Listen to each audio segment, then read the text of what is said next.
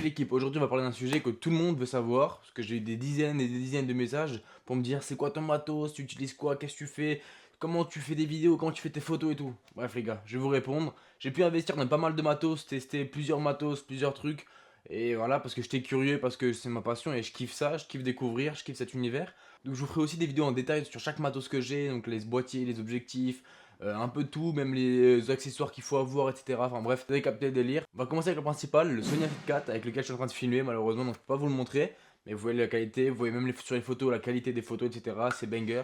Mais il n'y a pas que ça. Il y a aussi les objectifs. Il y a le Laowa 10 mm avec lequel je filme actuellement, avec lequel vous me voyez. Donc c'est un banger. Les gars, je vous montre deux photos que j'ai fait dans le même style, mais il y a zéro distorsion, les visages sont pas déformés, c'est beau. En fait, t'as pas l'impression qu'il y a des gens qui sont ultra longs, t'as pas, enfin, pas de distorsion quoi. Après, il y aura des choses intéressantes qui vont venir, donc restez bien jusqu'à la fin, c'est important. Pour tout ce qui est vlog, même pour vous parler actuellement, ou pour voilà, avoir de l'audio de qualité, c'est le DJI Mic Mini 2. Donc j'ai la petite sacoche, la batterie les gars, elle est banger. Sans recharger, je sais même pas combien de temps ça tient officiellement, mais moi ça, j'ai même pas besoin de les recharger, même pas besoin d'y penser que ça tient. Genre y a pas de, j'ai aucune question à me poser, je pars en rando, je l'accroche là, ça tient toute la rando, 5, 6, 7, 8, 9, 10 heures. Dans un second temps les gars, je présentais dans ma dernière vidéo la petite batterie externe que j'ai reçue, que j'ai commandée, qui se recharge avec les panneaux solaires, qui va m'être utile pour tous les shootings parce que ben, parfois j'ai plus de batterie sur le téléphone et je me mets toujours en mode économie d'énergie, en mode avion pour garder de la batterie, mais bref, c'est chiant, je me pose trop de questions alors que là je peux utiliser mon téléphone normalement, j'ai plus de batterie, je le charge, pour mes caméras,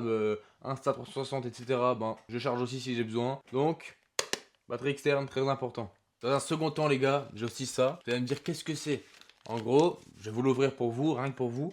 C'est quelque chose que je vais visser. En gros, ça, eh bien, je vais venir le visser sous mon boîtier. Je vais venir le visser juste avec ça, parce que voilà, c'est une vis que tu mets. Je vais le visser. Et après, je pourrais le clipser à mon sac à dos, parce qu'il y a une deuxième partie qui existe, enfin qui est livrée avec. Donc tu l'accroches à ton sac à dos ou à ce que tu veux. Et quand t'es en rando ou quand t'es en match et tout, et que t'as toujours ton sac avec toi, bah, t'as juste à le décrocher, à raccrocher quand tu pars, je sais pas, faire de la street photo. Enfin, pour la vie de tous les jours, franchement, c'est un banger, ça change tout. Après, il y a ça aussi, les gars, qui est très important. Ça, vous allez me dire, mais qu'est-ce que tu me racontes? C'est quoi ce délire? Ça, en gros, c'est un monopode. Ça veut dire que je vais le visser sur mon 70-200, sur mon pas de vis 70-200.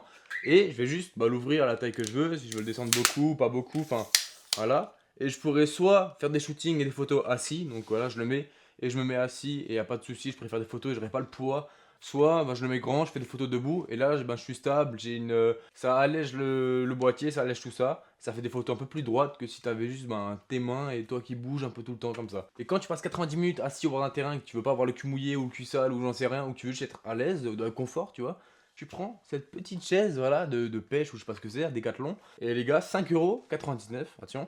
Et elle fait le taf, elle se déplie comme ça. Juste, pose comme ça frère. Voilà, et là tu peux, je peux vendre des 10 balles, tu peux faire ce que tu veux, voilà, Après pour ce qui est des batteries, etc., j'utilise juste 3 batteries de chez KNF Concept et les 2 batteries Sony pour le A7 III et l'A7 IV. Voilà, il n'y a pas vraiment de surprise on va dire, c'est juste des batteries simples.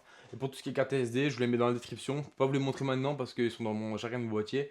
Donc dans la description vous les aurez aussi. Ensuite pour les backstage de ce style là, eh bien j'utilise cette caméra. La Insta360 X3. Lors de l'achat, j'hésitais entre la X4, etc. ou attendre la X5. Et franchement, les gars, je vais pas vous mentir, pour des backstage ou juste des vidéos, voilà, où ça suffit amplement. La batterie, elle tient pas très longtemps, elle tient près une mi-temps, grand maximum. Elle est tout le temps allumée. Mais bon, en vrai, ça passe. Si t'as une batterie externe comme moi j'ai acheté maintenant, ou que t'as acheté d'autres batteries qui sont pas très chères, ça tient tout le match. Ça peut vous faire des contenus de ouf pour les réseaux, pour TikTok, Instagram, etc. Ou même pour YouTube, pour faire des vlogs. Donc voilà, j'avais utilisé cette caméra pour faire mon vlog complet. Donc vous pouvez aller voir, la fiche elle est juste là-haut ou là-haut, je sais pas, un des deux côtés.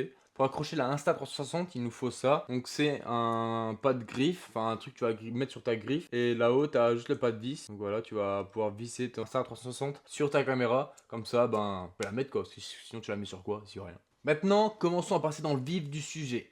Le Tamron 2875.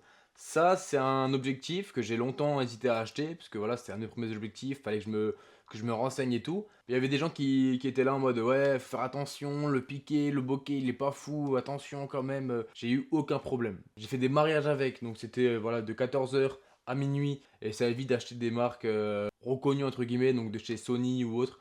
C'est des marques alternatives qui font largement le travail. Les gars, vous voyez aucune différence en fait. À part si maintenant je pense qu'on se penche vraiment sur les détails techniques ou sur voilà, les gros détails de la photo. Ensuite, on a le deuxième banger, qui est un peu moins un banger que la 7 IV, mais c'est le Sony A7 III. Je l'aime bien, mais je l'aime pas en même temps. Je l'aime bien parce qu'il est léger, parce qu'il est facile à prendre en main. En vrai de vrai, il fait le travail. Et comme second boîtier, franchement, y a pas de souci. C'est même, je le conseille quasiment. Pour apprendre la photo, pour démarrer dans la photo, si vous voulez juste avoir une porte d'entrée dans ce monde-là, je vous le conseille. Il fait des belles photos. Je vous mets des photos directement à l'écran que j'ai pu prendre avec. Il faut se dire, les gars, que dans la photo, c'est souvent l'objectif qui fait la photo et pas le boîtier. Le boîtier, lui, il a des specs en mode est-ce qu'il va bien gérer la montée en ISO, est-ce qu'il va bien gérer vraiment les basses lumières ou autre, enfin bref. Alors que l'objectif, lui, bah, c'est plus le piqué, le bokeh, etc. L'autofocus aussi qui va beaucoup jouer. C'est pas juste ça ou ça, c'est vraiment la combinaison des deux qui fait que tu auras une belle photo. Donc Sony A7 III que parfois je peux compléter avec ça. Passons du coup au prochain élément. Donc c'est une cage que je peux mettre sur mon A7 III ou A7 IV. Voilà, je le mets dedans. T'as un meilleur grip, t'as plus d'options pour visser des choses. T'as accès à la batterie ici. Franchement, t'as plein d'options et c'est assez intéressant. Donc je vous le conseille également. Après, faut se dire les gars que tout ça, moi je l'ai eu en plus d'un an. J'ai pas acheté tout d'un coup. Vu que je suis en alternance et que je vis encore chez mes parents, je peux me permettre d'investir. Maintenant, le gros du gros, c'est avec lui que je fais, on va dire, 98% de mes photos. C'est vraiment celui-là qui me suit partout et c'est, je trouve, un banger total. Donc là, je vous présente le 70-200. Donc c'est celui-là avec lequel je fais 100% quasiment de mes photos. Jamais eu un seul souci. Et pour terminer, le petit sac KNF Concept que je mets juste autour du cou. Voilà, je l'accroche juste là autour du cou. Franchement, les gars, ça. Avant, j'avais un sac à dos vraiment assez lourd, assez imposant. C'est un peu chiant parce qu'à chaque fois, il faut que tu l'enlèves, que tu le mettes du bon sens, faut que tu le déclipses, faut que tu l'ouvres, faut que tu ouvres encore la fermeture éclair, faut que tu cherches dedans, faut que tu regardes, tu fouilles, tu fouilles. Ok, il est là, je le prends, je le range. Hop, après, faut que tu mettes, après, faut que tu le refermes, faut que tu fasses ça. C'est chiant. Alors que là, je vais juste à la main, take, je le prends. Hop, j'ai juste à dévisser, ranger, tac, tac, tac, ça va ultra vite. Et c'est un gain de temps et un workflow de ouf. Voilà, avec ça, ça change la vie. Donc j'ai pris la taille la plus grande et franchement, ça me suffit pour prendre tout ce que je vous ai présenté là. Je peux le mettre dedans.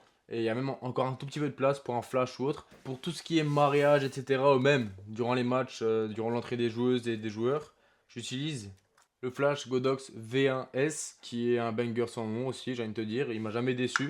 Le flash en mode TTL, il m'a jamais déçu également. Bon, faut apprendre à le gérer, faut apprendre un peu à travailler avec le flash. C'est un travail, c'est une expertise en plus. Petit MG visual, j'espère qu'il vous aura plu. Abonnez-vous, likez, commentez, partagez, faites tout ce que vous voulez. Ciao la team, et surtout vraiment abonnez-vous par contre, je rigole pas avec ça. Ciao.